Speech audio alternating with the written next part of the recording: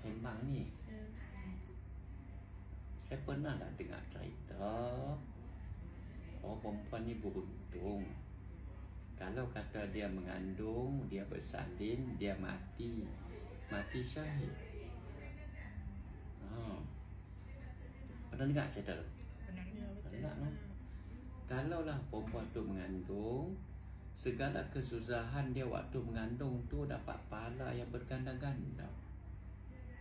Malahan satu ubat yang terputus waktu bersalin tu dapat pahala haji yang mabrur. Untungnya perempuan. Jadi bila doktor kata tak boleh mengandung, Kak tak mengandung? Dah 3 kali saya teruk. Saya masuk hospital, kena cuci, masuk ward. Teruk dia sangat. Macam, doktor kata kalau semua tu dapat pahala no? Tapi teruk sangat. Kalau ni macam bersabung nyawa lah. Bersabung nyawa. Maksudnya bila dia tanya suami pun tak lagi dah. Dia takut lah sebab teruk. Biarlah sayang adik kan. Okey. Takdir Allah. Kak makan madu saya ni, dia repair. Kak sedia dah mengandung. Kita tengoklah lepas ni apa berlaku kan. Tapi saya pakai implan. Doktor implan tu apa benda? Dia tanam dalam badan. Apa dia tu? Mengandung. Oi, ada no? Ada. Siapa ajak Kak suruh pakai implan? Doktor bayar. Doktor lagi. Depa semua saya pakai. Saya tak benda tu dia. Saya pun duk fikir kan. Sebab saya tak pandai mana pun. Dulu saya kena kecil mati pucuk, pergi cek hospital kecil manis. Jadi waktu tu anak seorang.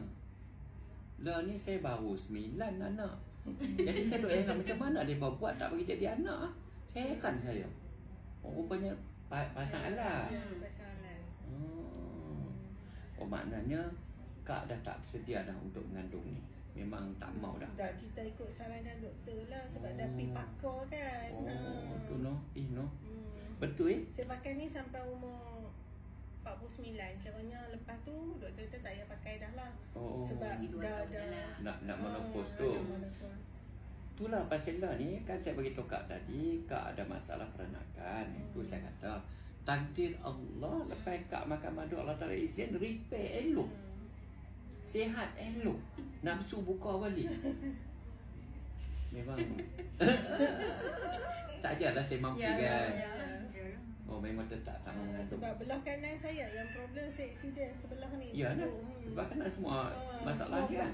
Betul lah. Betul, rahim saya pun belah kanan. Apa yang saya cakap tadi betul ke tak? Betul kan? Itulah tengok rahim busuk sangat. Tu saya kata kut. Jadi rezeki Kak sihat balik ke. Kokot lah, mana tahu boleh 3 orang lagi kan. Tak ada rezeki, siapa tak mau kan anak sendiri. Mana masih berharap lagi lah. Jadi kalau macam tu, kalau Kak sudi, Kak amai tengok madu saya. Mana tahu Kak sihat semua apa semua. Kan? Kena buang apa implan apa? Implan tu. Dia tak mengandung kalau pakai tu no. Saya tak bagi ini dah pakai. Tak ada masalah. Tapi sebenarnya saya pun kesian juga dengan isteri saya. Kalau dia mengandung dia alahan teruk sampai tidur lah tanah. Dan ni alahan sampai kencing, batuk sampai kencing terberak dia cerai. Tapi itulah kesian. Tapi itulah kelebihan orang perempuan. Kan? Jadi kakak perlu nanti Kak bincang dengan adik saya sana no.